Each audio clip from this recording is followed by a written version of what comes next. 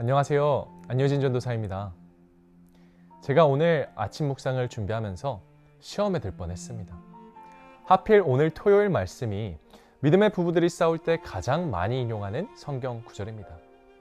아내는 남편에게 복종하고 남편은 아내를 사랑해야 한다. 큰일 났다. 어떻게 말씀을 전해야 하나? 사실 가정을 세워간다는 것은 쉬운 일이 아닙니다. 서로 다른 세계에서 살던 두 사람이 만나 하나의 세계로 연합하여 한 가정을 꾸려 산다는 것은 참 어렵습니다. 누구나 행복한 가정을 꿈꾸지만 우리는 때때로 서로에게 상처가 되는 말들을 할 때가 있고 한순간의 감정에 사로잡혀서 내가 원치 않는 말이 튀어나올 때가 있고 서로에게 상처를 주는 독사 같은 말을 내뱉을 때가 있습니다. 그럴 때마다 우리는 이 관계에 의해서 관계 때문에 힘들어하고 괴로운 시간을 보낼 때가 참 많은 것 같습니다. 여러분, 가정 내의 관계 때문에 힘들어하시는 성도분들이 계시다면 제가 조언 하나만 해드려도 될까요? 제가 대답을 듣지는 못했지만 다들 해달라고 하는 걸로 알고 말씀드리겠습니다. 여러분들이 가정 내에서 마찰이 있을 때 남편이든 아내든 자녀든 부모님이든 혹은 가정을 떠나 세상 사람들과도 적용이 됩니다. 그런 상황이 있을 때 분명히 감정이 우리의 생각을 지배하는 일이 있곤 합니다. 그런데 만약 여러분이 상대를 향해 뱉을 그 말들이 상황을 더 낫게 할 수 있다면 지혜롭게 그 말을 전하시고, 하지만 그 상황에 대한 문제 해결이 아니라 단순히 내 기분이 나아지기 위해서 하는 말이라면 하지 마시기 바랍니다. 그렇게 해서 뱉어진 말들은 상대에게 향하지 않습니다. 스스로에게 돌아오더라고요. 상황은 그대로인데 나만 여전히 괴롭고 분하고 변하는 건 없습니다. 오히려 말을 내뱉지 않고 그 감정을 배제하고 추후에 대화를 통해서 해결하려고 하니까 더 선한 길로 갈 수 있더라고요. 물론 쉽지는 않습니다.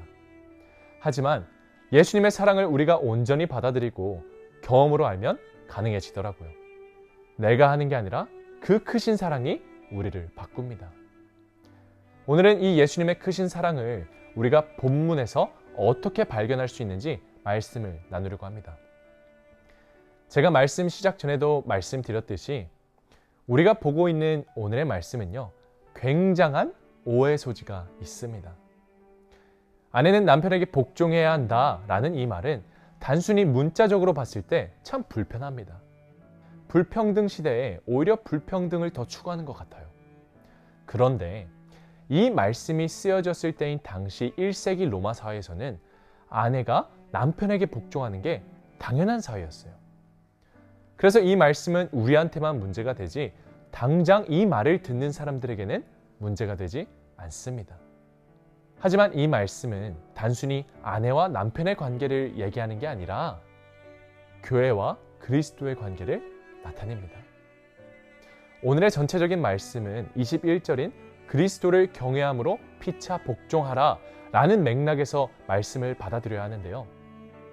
저는 여기서 사용된 이 복종이라는 말이 오해 논란을 일으켰다고 생각합니다. 왜냐하면 복종하라라는 것은 괜히 나의 의지와는 상관없이 강제적으로 명령을 받들어야 하는 느낌입니다. 그런데 여러분은 예수님을 누가 강요해서 따르고 있습니까? 22절에는 이렇게 말합니다. 아내들이여 자기 남편에게 복종하기를 죽게 하듯 하라. 계속해서 24절은 말합니다. 그러므로 교회가 그리스도에게 하듯 아내들도 범사에 자기 남편에게 복종할지니라. 아멘. 단순히 세상의 문화가 그러니까 아내가 강압적으로 남편에게 복종해라 라는 게 아니라 교회가 그리스도를 따르는 것처럼 사랑의 관계로 순종하라는 것입니다. 그래서 이 관계는 강압적인 관계가 아니라 사랑의 관계입니다. 아내 지사님들 쉽진 않겠지만 남편에게 사랑으로 순종하시기 바랍니다. 그런데 여기서 더 충격적인 말씀이 있습니다.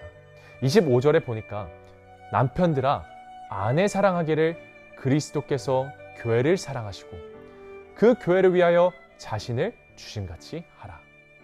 저는 오히려 이 말씀이 더 불편하다고 생각합니다.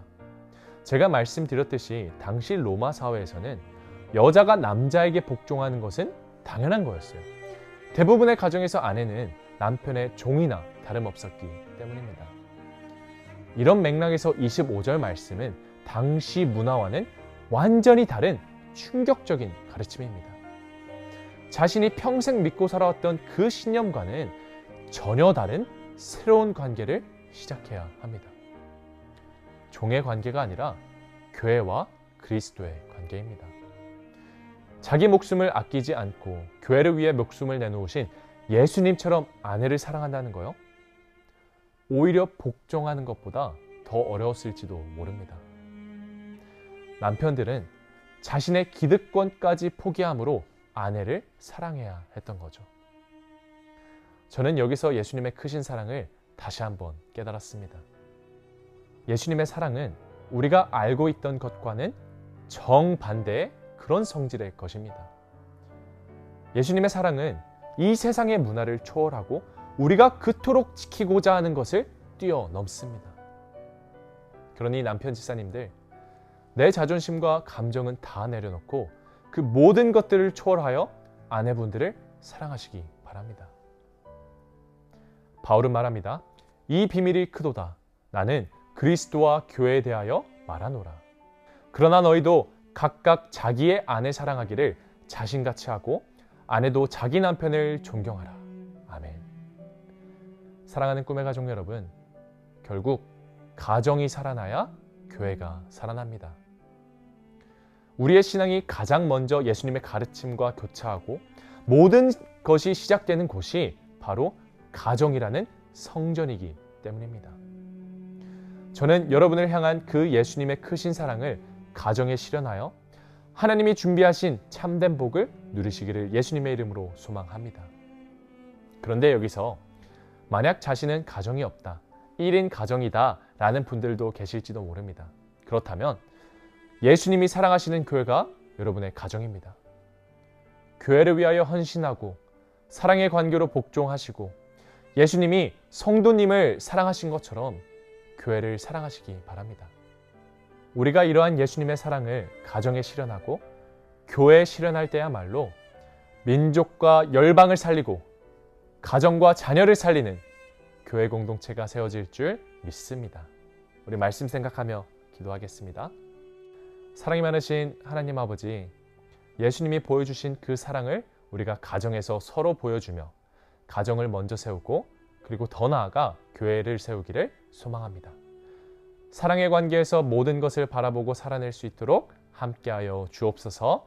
감사드리며 예수 그리스도의 이름으로 기도드립니다.